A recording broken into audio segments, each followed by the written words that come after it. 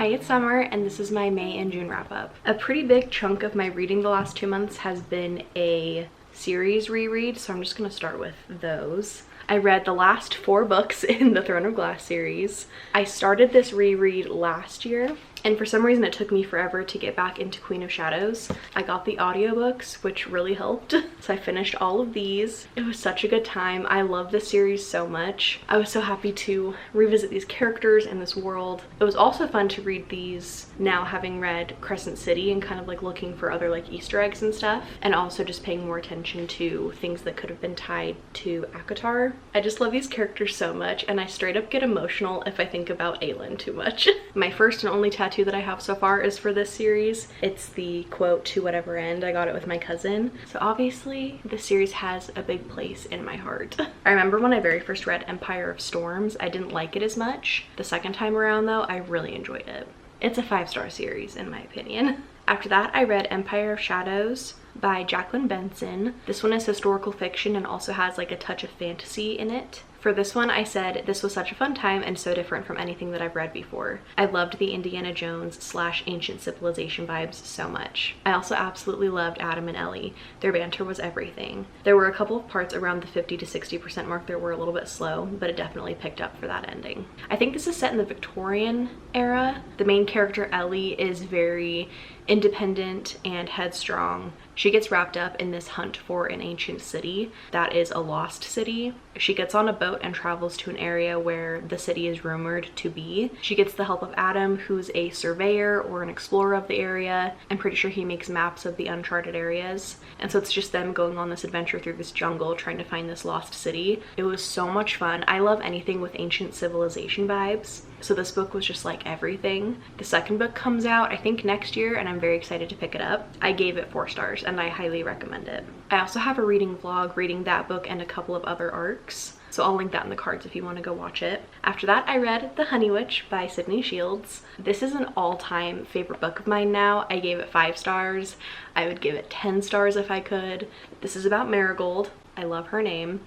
She finds out that she is a descendant of a line of witches called the Honey Witch. Her grandmother is the current Honey Witch, and she gets invited by her grandmother to go and live on this island with her and to learn how to become the new Honey Witch. The magic system revolves around bees and honey, lots of nature. There is kind of a downside that comes with being the Honey Witch though, and it's that no one will ever be able to fall in love with you. I really loved the family and found family in this one. Her connection to her grandmother is just really sweet to read about. And then also some friends that she makes that she becomes really close to. I loved hearing about all of their interactions.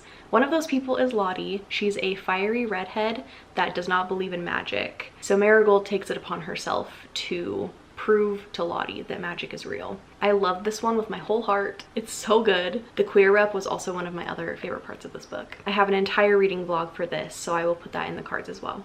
After that, I read Funny Story by Emily Henry. This is my second Emily Henry book, and I didn't really love the first one that I read, which was Beach Read. This one though, I really loved. I gave it 5 stars. Now looking back, I think I could maybe give it like a 4.5, but I'm just rounding it up to a 5 because I really loved it. This is about Daphne and Miles. They have both recently been broken up with, and their exes are getting married to each other. Daphne and Miles end up moving in together and becoming roommates, and they're both grieving this breakup. Miles especially has some really funny ways that he's kind of coping with it. They both get invited to the wedding of their exes, and so they decide that they're going to fake date and go to the wedding together just to be chaotic. On Goodreads, I said this one made me laugh out loud multiple times, and I just loved the chemistry between all of the characters. Daphne's job as a children's librarian was fun to hear about, and I also liked all of the scenes revolving around wine at Miles' job. I also loved the setting and all of the fun places in Michigan that we got to see. The hard-hitting elements made these characters feel so real, and it was so refreshing to see characters deal with conflict like adults, actually communicating and having healthy expectations for each other. I loved the characters, the vibes, how quick of a read it was, just the whole book. I also have an aesthetic reel for this book that I made and posted that I really like how it turned out, so I'll put that on the screen. I really loved the vibes and the tone of this book. I also have an aesthetic reel for The Honey Witch that I'm really happy with, so I'll put that on the screen too. This book was so easy for me to visualize, and the whole entire time I was reading it, I was so excited to make an aesthetic reel because I just like knew exactly the types of pictures that I wanted to pick for it. Making aesthetic reels for books that I love is one of my very favorite things to do after reading. After that, I read an arc for Iron Rose by Abigail O'Brien. This is a Beauty and the Beast retelling. It's YA and it's fantasy, and it's about the main character who is the head of a rebellion. She gets captured and then escapes and ends up in this kind of like old abandoned castle. I think it's a castle. And she ends up in the care of this woman who is basically Mrs. Potts. And there's also a beast there. I gave this one 3 stars. I said this was a cool and unique twist on Beauty and the Beast. It had an isolated romance trope, which is always my favorite. I really love an isolated trope, whether it's romance or thriller. I just like it when people are forced to be in an area together. The plot was exciting and action-packed. I do think that it could have used a touch more editing / tightening up, as well as more world building. I do enjoy being immediately thrown into a story, but I didn't feel like I got enough information early on about the world, magic, people, etc. to be fully immersed. Overall, this was a fun one, and I think it will be perfect for readers that are new to the fantasy genre. After that, I read a book that I did not like. It's The Poisoner. I was so excited to read this book. The social media advertising for this one, along with all of the character artwork that the author commissioned, like, it just made me really believe that this was going to be a new all-time favorite book of mine. It's about a woman who's a botanist and she poisons bad people. She tries to poison a vampire and he obviously doesn't die, and he becomes obsessed with her. I just had a very different idea in my head about how that synopsis was going to be executed. It just did not go how I thought it was going to go. Also, the writing was not good. The plot was also very repetitive. The same things just kept happening over and over again, and that made the pacing really slow. I just found myself getting really frustrated with the characters. I originally gave this book 2 stars, but now that I've had some time away from it to really realize how much I disliked it, I've bumped it down to a 1 star. On Goodreads, I said, from the start we were told that Alina is super smart and can hold her own, but throughout the book makes dumb decision after another. Also, the amount of illogical miscommunication was astounding. It was also very predictable. The ending was so lackluster and ended so abruptly. I should have DNF'd it. I don't recommend this one, but if you do decide to pick it up, I definitely recommend paying attention to the trigger warnings that are included in the first couple of pages. Speaking of trigger warnings, in the beginning of the book, there's a bunch of them that are listed, and a lot of them are like SA adjacent, but there's never one that straight up says that there is SA. But towards the end of the book, there's a straight up SA scene that was very uncomfortable to read, so I would just be aware of that if you decide to go into this one, but I really recommend that you don't because it was terrible. Overall, this felt like a really badly written fanfic. So yeah, not a good time.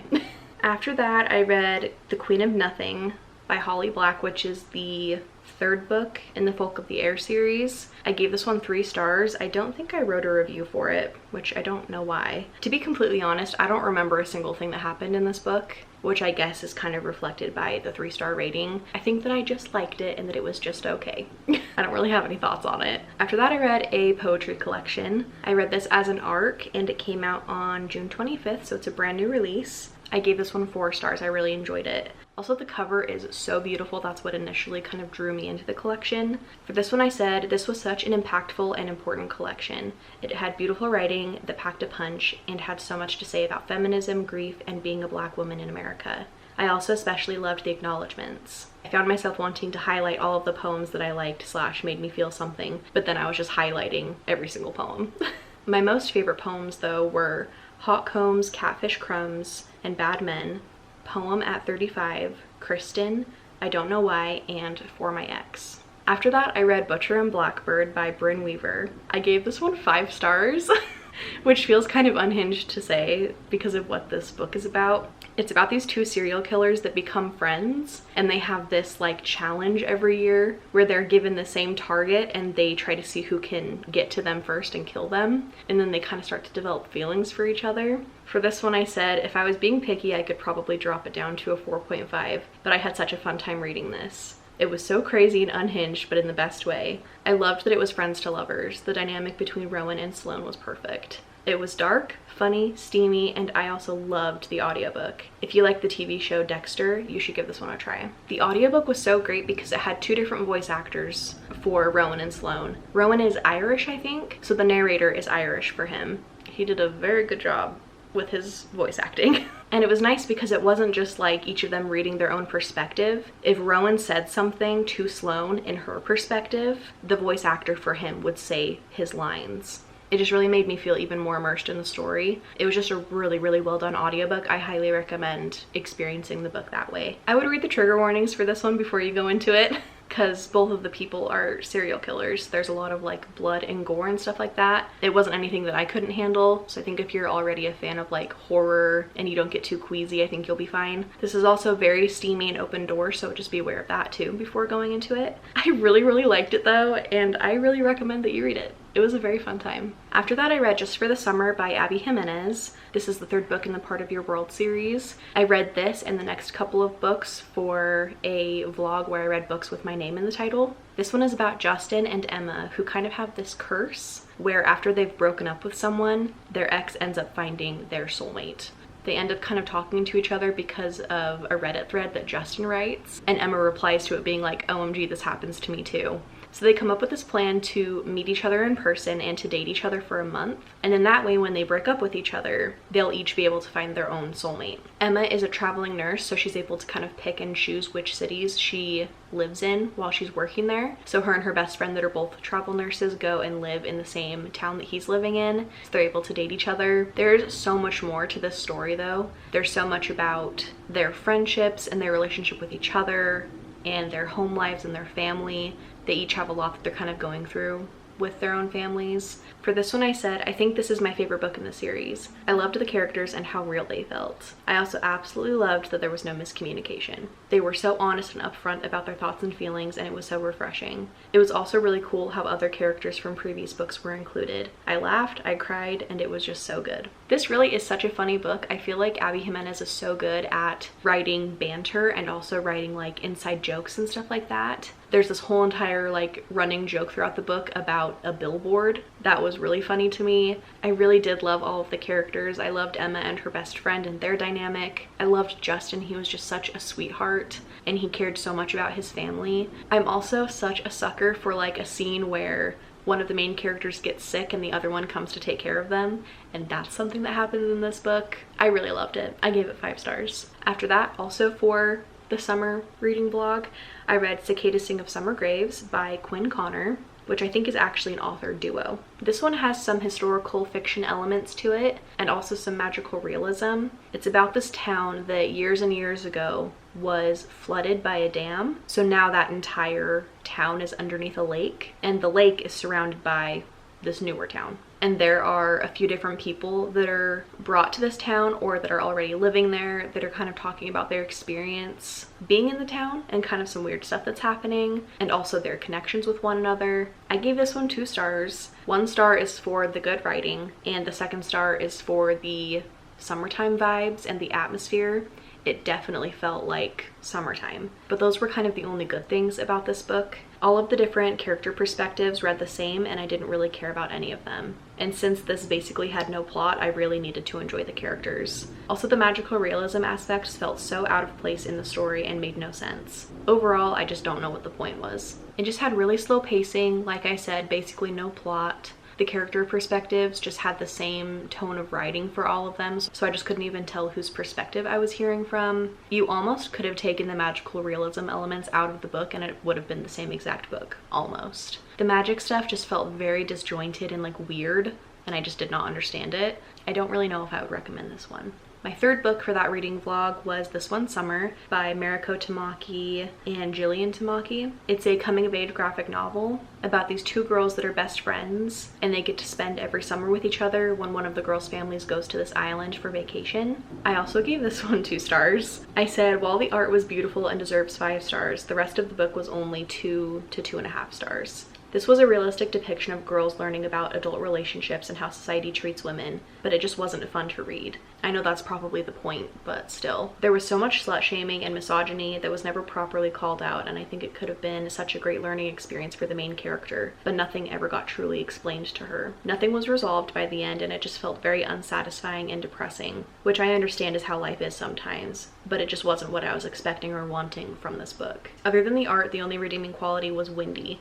I loved her and would love a story with just her in it. After that, I read Leather and Lark, which is the sequel to Butcher and Blackbird. Also about Butcher and Blackbird, I forgot to say that Rowan is a chef and he owns his own restaurants. That's an aspect in books that I really like when there's kind of a food element brought in, so that's another reason that you should go read that book. Anyway though, Leather and Lark is following Sloane's best friend, Lark, and Rowan's brother. Rowan's brother is kind of like a contract killer, I guess. And he also like works with leather. He has his own like leather workshop. And then Sloane is like a band manager, I think. She's really involved with music, and that's like her job. She also has some other secrets that she's keeping though. I gave this one 3 stars, so it wasn't my favorite. I definitely liked Butcher and Blackbird better. I said I liked this just fine. It's not a bad book. I just didn't enjoy the characters and plot as much as the first book in the series. The audiobook was done the exact same way as Butcher and Blackbird, and I just love how they did the audiobook. So good. So for sure, the audiobook for this series is how you need to experience it. And then the last book for this wrap up is The Spell Shop by Sarah Beth Durst. This is coming out on July 9th, so I read this as an ARC. This is a cozy fantasy, and it's about the main character, Keela, who was a librarian in this really big city. She has an assistant named Kaz, who is a sentient spider plant, and they quickly have to escape the city because it's being overtaken by rebels. So they grab as many books from the library as they can and get on a little boat, and they're trying to figure out a new place to sail to that they can live. She was born on this kind of small island, and her family still has a little cottage there, so they decide to go to the island and fix up the cottage. When they get there, they find out that this island and this little village is in desperate need of magical help. Normally they would send magicians or wizards to go and kind of help these islands, to kind of help either the resources or the weather, and this island has just kind of been neglected. So Keela and Kaz decide that they're going to start a kind of like magical spell shop. Even though it's illegal, only certain people are allowed to use magic in this world, and Keela is not one of them, but she wants to help the people on the island. So she's going to sell magic in secret, and her front is a jam shop. I gave this one 3 stars, so I liked it. I said I think that I would have liked it more if I had read it without the audiobook. The narrator was a little bit too over the top and cheesy for my liking. I really enjoyed the first 50-ish% of this one, when it was the slow, cozy building of the jam shop and getting to know the villagers. But once a certain character gets introduced, I started to lose interest. I also found myself getting annoyed and stressed out by Keela and Kaz's over-the-top anxiety about literally everything. I really enjoyed the atmosphere and the setting descriptions, as well as the people on the island. The found family vibes were awesome. I also loved any time that baking or jam making was happening. I highly recommend it if you like cozy fantasy. On paper, this should have been my perfect book, so I think it's a me problem and not the book's fault that I didn't rate it higher. I think that I was wanting something a little bit more serious, kind of like The Honey Witch.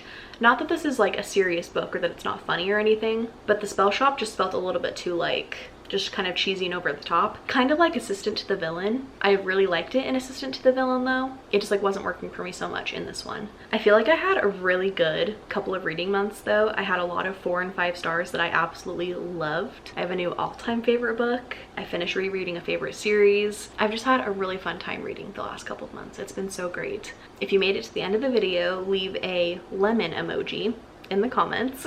Thank you so much for watching, and I will see you in the next one.